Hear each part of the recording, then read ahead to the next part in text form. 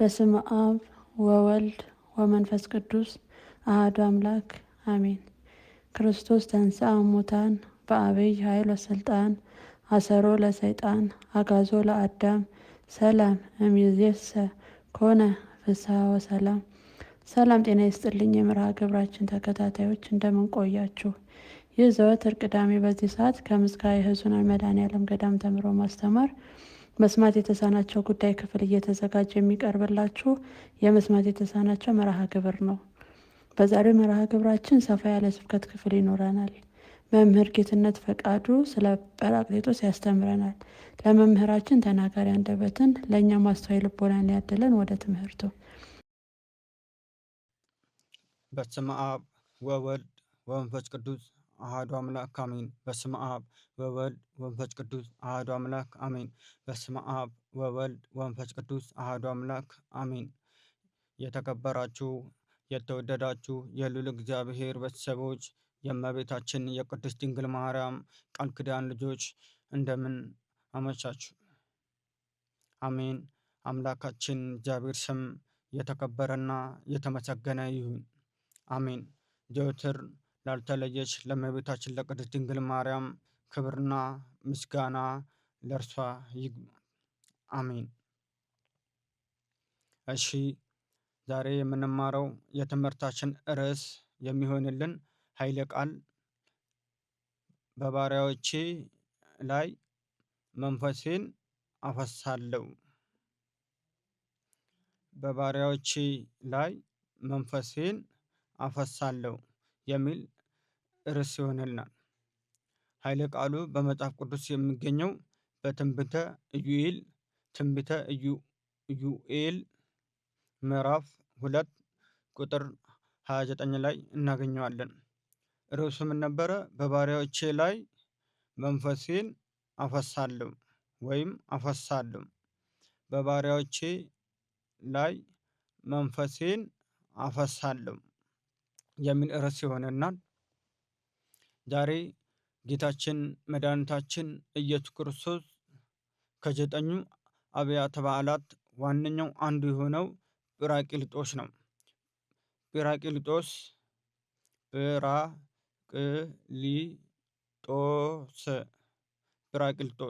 ጰራቅሊጦስ ማለት የግሪክ ቋንቋ ነው። ጰራቅሊጦስ ማለት ትርጉሙ መንፈስ ቅዱስ ማለት ነው። በዓሉ ጰራቅሊጦስ ወይ ደግሞ በዓለ አምሳ እንለዋለን። በዓለ አምሳ ለምን ተባለ? ጌታችን መድኃኒታችን ኢየሱስ ክርስቶስ ግፈኞች አይሁድ ተሰቅሎ ተቀብሮ በሦስተኛ ቀን ከተነሳ በኋላ 50 ቀን ሆነዋል። ስለዚህ በዓሉ ጰራቅሊጦስ ወይም በዓለ አምሳ እንላለን።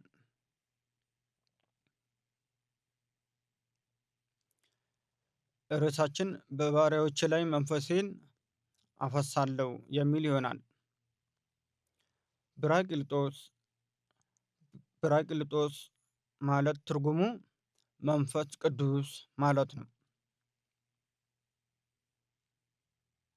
ጰራቅሊጦስ ጌታችን መድኃኒታችን ኢየሱስ ክርስቶስ በምድር ላይ በሚመላለስበት ጊዜ ወንጌል እያስተማረ ደዌያን እየፈወሰ በዛ ጊዜ በነበረ ጊዜ ጌታችን መድኃኒታችን ኢየሱስ ክርስቶስ በግፈኞች አይሁድ ተሰቅሎ ሞቶ ተቀበረ። በሦስተኛ ቀንም ከሙታን ተለይቶ ተነሳ። 40 ቀን ሙሉ ምድር ላይ ሲመላለስ ነበረ። ከተነሳ በኋላ ምድር በሚመላለስበት ጊዜ ሐዋርያትን እያረጋጋቸው ጌታችን መድኃኒታችን ኢየሱስ ክርስቶስ 40ኛው ቀን ወደ አባቱ ከማዕረጉ በፊት ሐዋርያትን ነገራቸው። እናንተ በኢየሩሳሌም ከተማ ቆዩ፣ ከላይ ኃይል እስከምትለብሱ ድረስ በኢየሩሳሌም ቆዩ አላቸው። ሉቃስ ወንጌል ምዕራፍ 24 ቁጥር 49 ላይ እናገኘዋለን።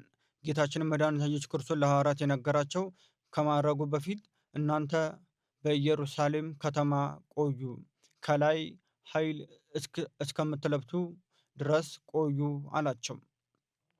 ጌታችን መድኃኒት ኢየሱስ ክርስቶስ ካረገ በኋላ ሐዋርያትን አልተዋቸውም።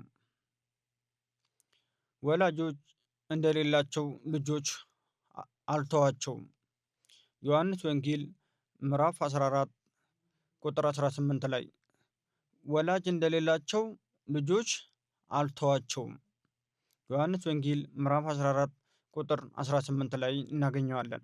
ስለዚህ ጌታችን መድኃኒታችን ኢየሱስ ክርስቶስ ባረገ ጊዜ ሐዋርያትን አልተዋቸውም።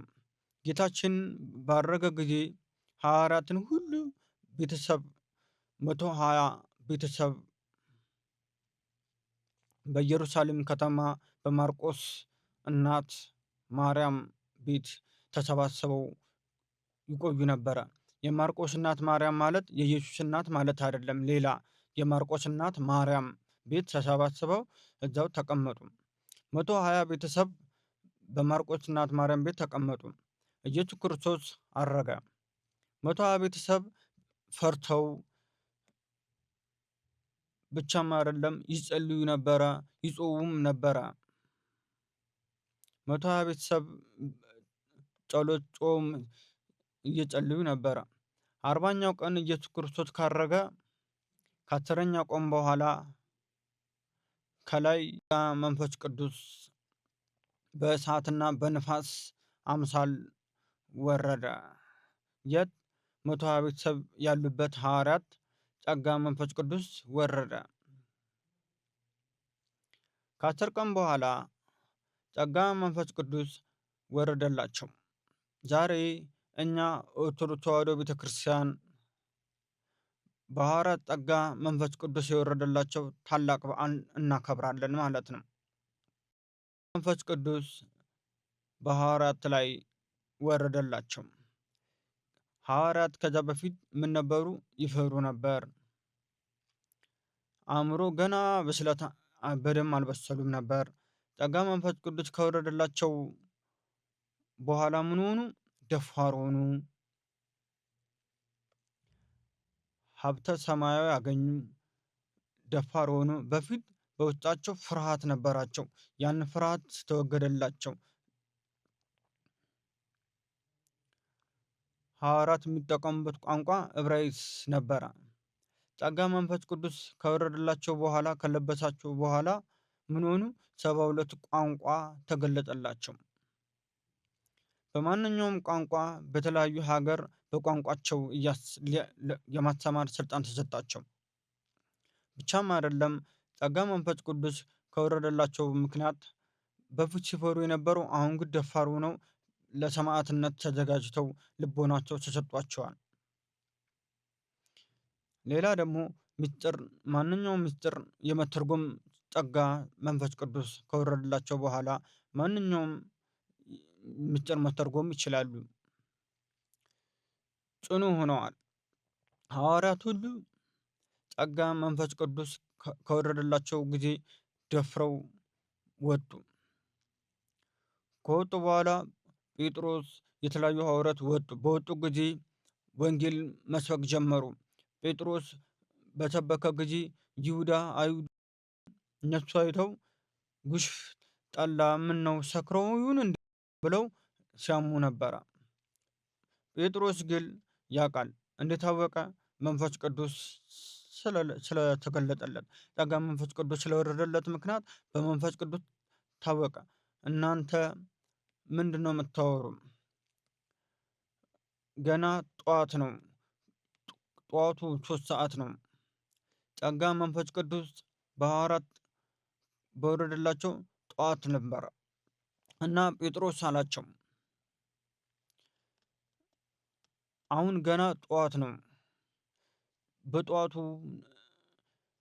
ጴጥሮስ በአንድ ስብከት በአንድ ቀን 3000 አማኞች በጌታችን በመድኃኒታችን በኢየሱስ ክርስቶስ አጠመቃቸው፣ አመኑ።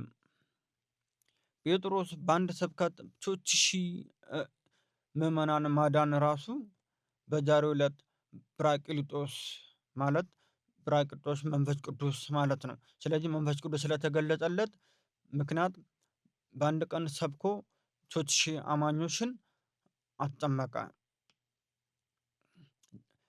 አሁኑ ያለው ሁኔታ ግብጽ ጳጳስ አቡነ ሽኖዳ ምን አሉ? ጴጥሮስ በአንድ ስብከት 3000 አማኞች ድነዋል፣ አስጠመቃቸው።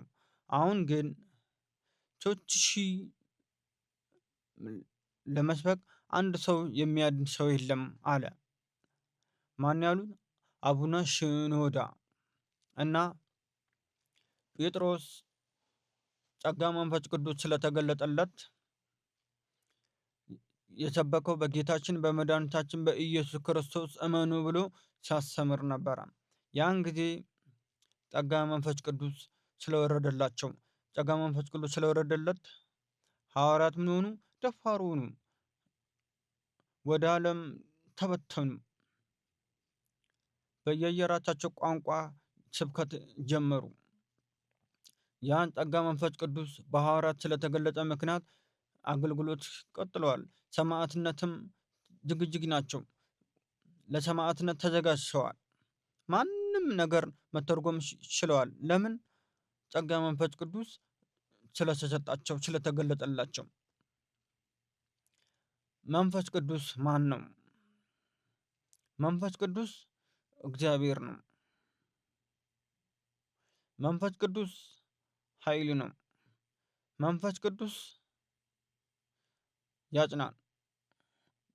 መንፈስ ቅዱስ ያረጋጋል። መንፈስ ቅዱስ ምስጢር ይገለጻል።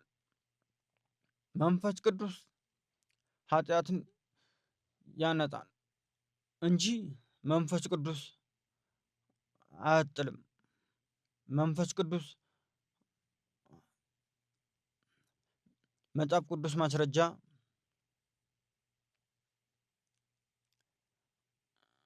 መንፈስ ቅዱስ ያጽናናል። በመከራ በሸገረ ውስጥ ያሉትን ያጽናናል። ዮሐንስ ወንጌል ምዕራፍ 14 ቁጥር 16 ላይ እናንተ ጋራ ይኖር ሌላ አጽናኝ ሰጥቻችኋለሁ። እናንተ ጋር እንዲኖሩ ሌላ አጽናኝ ሰጥቻችኋለሁ። ያ አጽናኝ ማን ነው? መንፈስ ቅዱስ ነው። መንፈስ ቅዱስ ያጽናን። ዮሐንስ ወንጌል ምዕራፍ 14 ቁጥር 16 ላይ እናገኘዋለን። ሌላው ደግሞ መንፈስ ቅዱስ ይመራል። መንፈስ ቅዱስ ያስተምራል። የእግዚአብሔር ቃል እንድንማር እንድንገባ የሚያደርገን መንፈስ ቅዱስ ስለሚረዳን ነው። በሕይወታችሁ ውስጥ እግዚአብሔር ፈቃድ ለማወቅ ዘንድ መንፈስ ቅዱስ ስለሚረዳን ነው። ዮሐንስ ወንጌል ምዕራፍ 16 ቁጥር 13 ላይ እናገኘዋለን። መንፈስ ቅዱስ ይመራል። መንፈስ ቅዱስ ያስተምራል። የእግዚአብሔር ፍቃድ እንድናውቅ እንድንረዳ ያደርገናል። ሌላው ደግሞ ገላትያን ምዕራፍ 5 ቁጥር 22 እስከ 23 ላይ የምናገኘው የመንፈስ ፍሬዎች እንዲያፈራ ያደርጋል። መንፈስ ቅዱስ እኛን የመንፈስ ፍሬዎች እንድናፈራ ያደርጋል። ውስጣችን ደስታ እንዲሰማ ያደርገናል። ሰላምን እንዲሰጠን ያደርገናል። ትዕግስትም እንዲሰጠን ያደርገናል። ራሳችን ጅቅ ለማድረግ እንዲሰጠን ያደርገናል። ውስጣችን ጥሩ ስሜትን እንዲሰማ ያደርገናል። ገላትያ ምዕራፍ ቁጥር 5 22 እስከ 23 እናገኘዋለን። መንፈስ ቅዱስ ያጽናናል እንጂ መንፈስ ቅዱስ አያስጥልም። መንፈስ ቅዱስ ያረጋጋል፣ ያጽናናል። መንፈስ ቅዱስ ኃይል ነው። መንፈስ ቅዱስ ፈጣሪ እግዚአብሔር አምላክ ነው።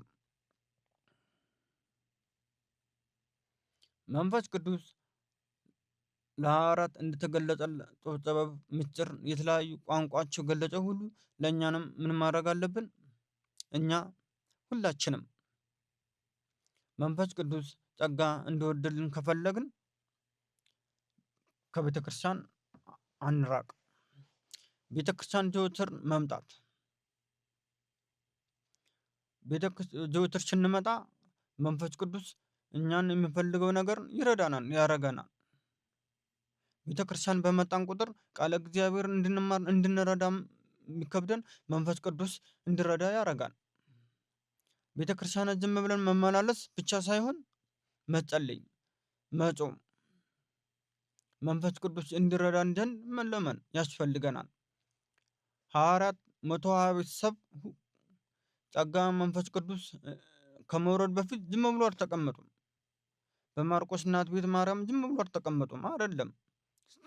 ይጸልዩ ነበረ፣ ይጾሙ ነበረ። 10 ቀን ሙሉ ይጾሙ፣ ይጸልዩ፣ ይለምኑ ነበረ። ከ10 ቀን በኋላ ነው ጸጋ መንፈስ ቅዱስ የወረደላቸው። ጸጋ መንፈስ ቅዱስ የወረደላቸው በኋላ ምን ሆኑ? ደፋር ሆኑ። ለሰማዕትነት ተዘጋጅተዋል። የመተርጎም ጸጋ ተሰጥቷቸዋል። በፊት የነበራቸው እውቀት ጌታችን ያስተማራቸው ብቻ ነበር የሚችሉት። ጸጋ መንፈስ ቅዱስ ከገለጻቸው በኋላ ማንኛውም ነገር ወንጌል ማስተማር ይችላሉ። ስለዚህ እኛ ቤተክርስቲያናችን መምጣት መመላለስ ብቻ ሳይሆን መጸለይ፣ መጾም፣ መንፈስ ቅዱስ ጋር ህብረት እንዲኖረን ያስፈልገናል ማለት ነው። ሌላው ደግሞ ጌታችን መድኃኒታችን ኢየሱስ ክርስቶስ ካረገ በኋላ ሐዋርያት ትቷቸውም አልሄደም።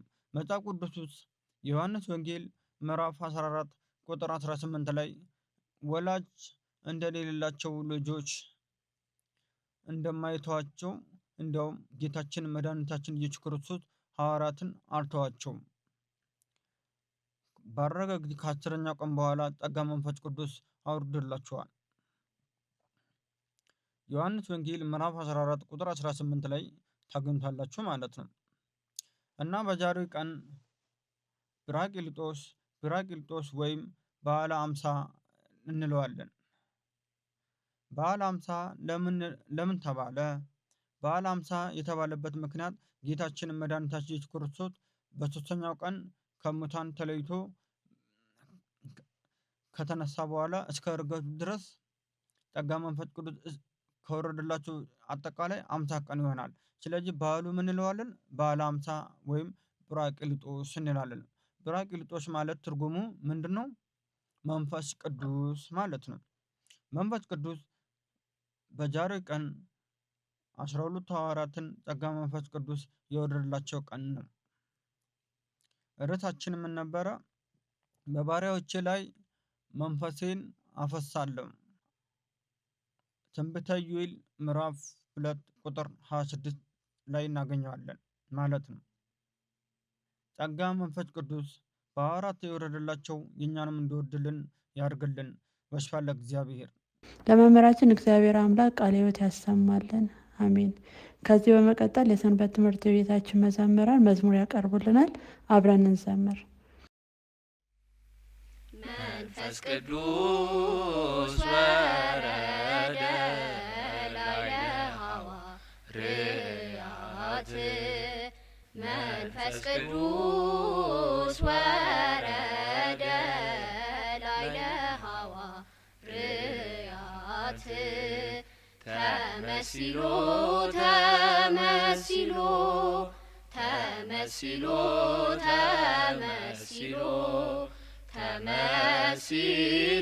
በነደ እሳት፣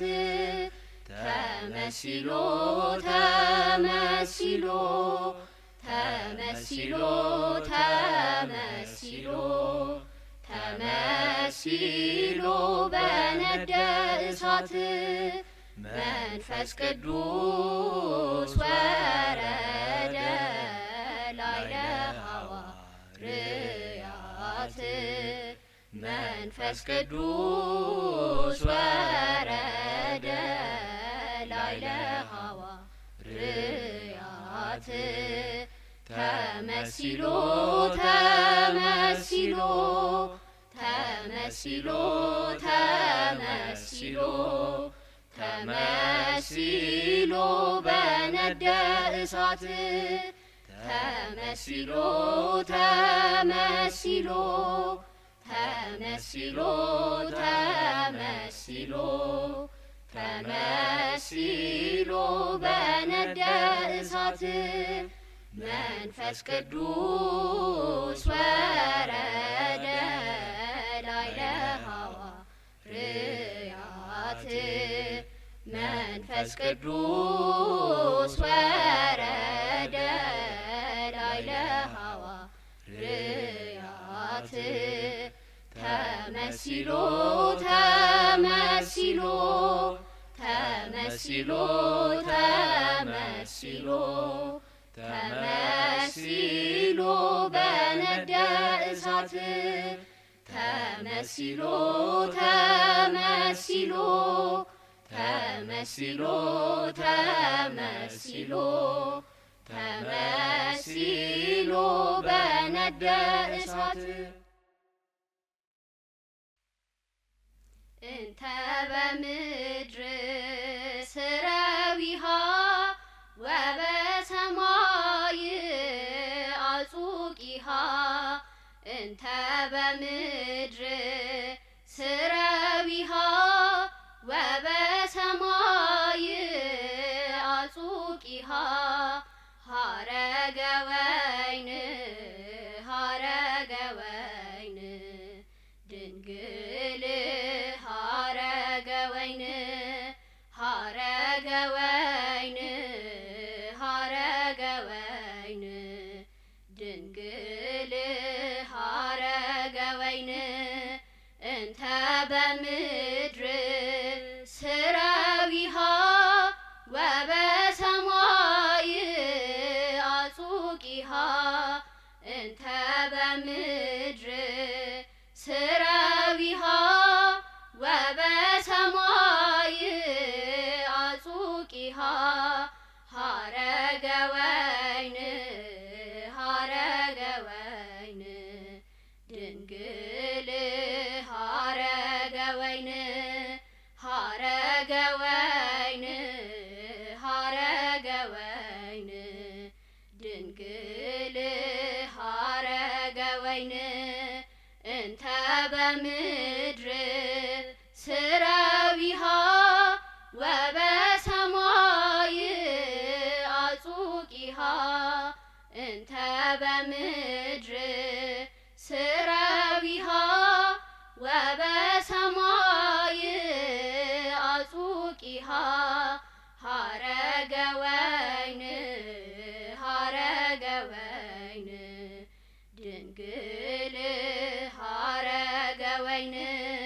ሀረገ ወይን ሀረገ ወይን ድንግል ሀረገ ወይን። ለመዘምራኑ እግዚአብሔር አምላክ ዝማሬ መላእክት ያሰማልን። ቸር ይቆዩን። አሜን።